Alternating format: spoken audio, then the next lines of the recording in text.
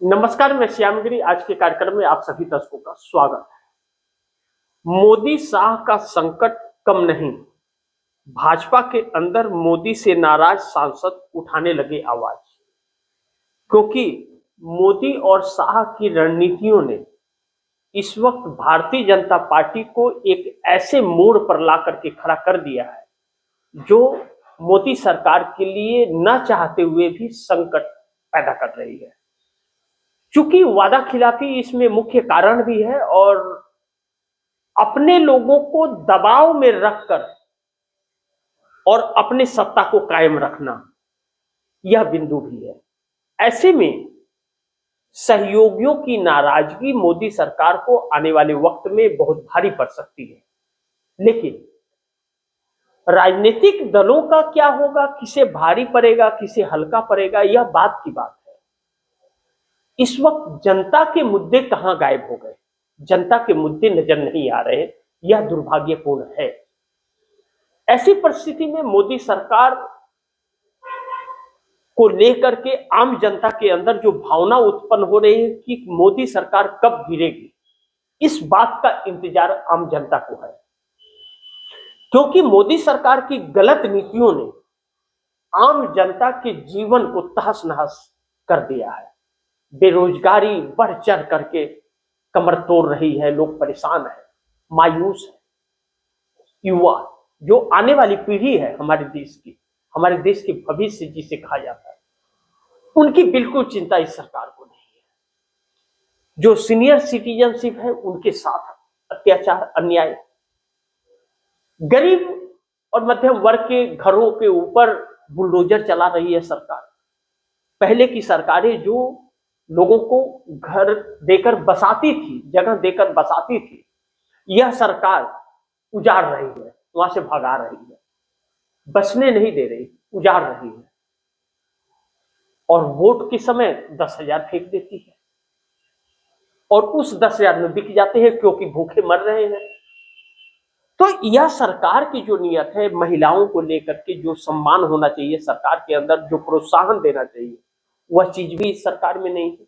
उन्हीं महिलाओं के साथ दुर्व्यवहार इन सरकार के मंत्रीगण करते रहते हैं और अब सब महिलाओं को लेकर लगातार करते रहते हैं और अपना शौक पूरा करते रहते हैं।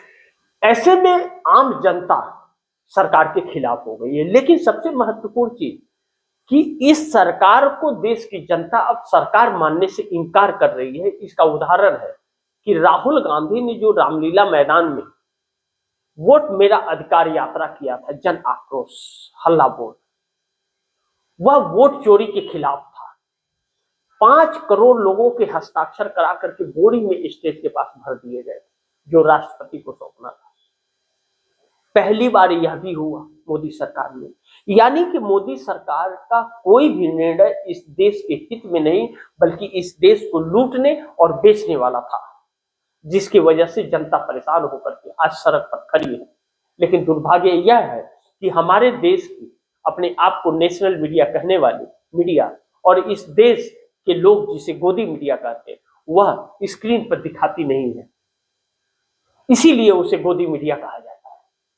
अब ऐसे में मोदी शाह संकटों में घिर रहे हैं और किसी भी तरफ से बचने की उम्मीद नहीं हो रही है। क्योंकि मोदी शाह के संकट कम इसलिए नहीं हो रहे कि भारतीय जनता पार्टी के अंदर ही जब नाराजगी उठने लगे, जैसे नितिन गडकरी जैसे लोग अगर आवाज उठाने लगे और मोदी को, सरकार को ही फंसाना शुरू कर दे, क्योंकि इसमें किसी मंत्री का गलती नहीं है, हर चीज मोदी, कुछ बनेगा तो मोदी, उद्घाटन तो मोदी, उसका अच्छा हो गया तो मोदी और बुरा हुआ तो मंत्री।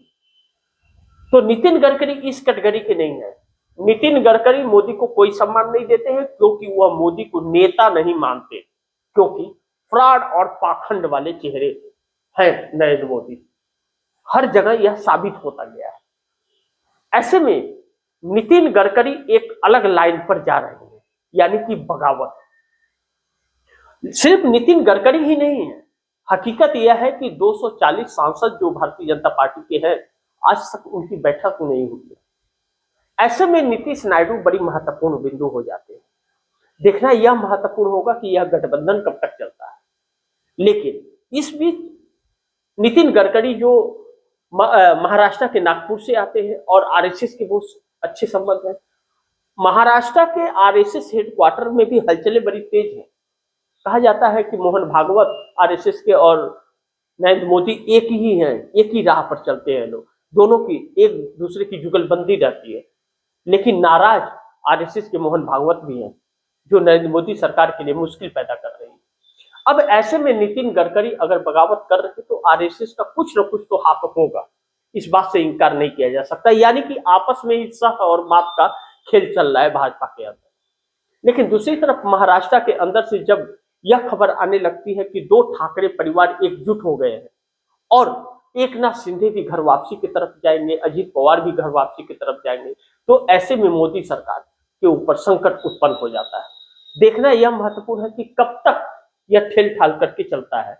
लेकिन इस वक्त यह सच्चाई है कि दिल्ली हिली हुई है और अपनों से ज्यादा हिली हुई है। जब अपने साथ नहीं है तो बाहर वाले को कब तक साथ कोई रख सकता है। जबकि 240 सांसद अपने खुद के हैं और मात्र 53 सांसद दूसरे अन्य दलों के लोग हैं, सहयोगी दलों के। और सहयोगी दल अब यह कहने लगे हैं कि आप वादा पूरा कीजिए, और वादा खिलाफी कर रहे हैं तो कह रहे हैं कि हम समर्थन वापस ले लेंगे। ऐसे में मोदी सरकार के लिए एक नई मुसीबत खड़ी होती हुई नजर आ रही है, जो मोदी सरकार को संकट में डाल रही है।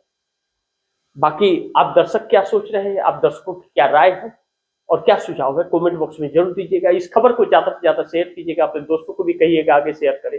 आपने अगर चैनल को सब्सक्राइब नहीं किया, सब्सक्राइब कर लीजिए, अपने दोस्तों को भी कहिएगा चैनल को सब्सक्राइब करें। मिलते हैं अगली खबर के साथ, तब तक के लिए नमस्कार।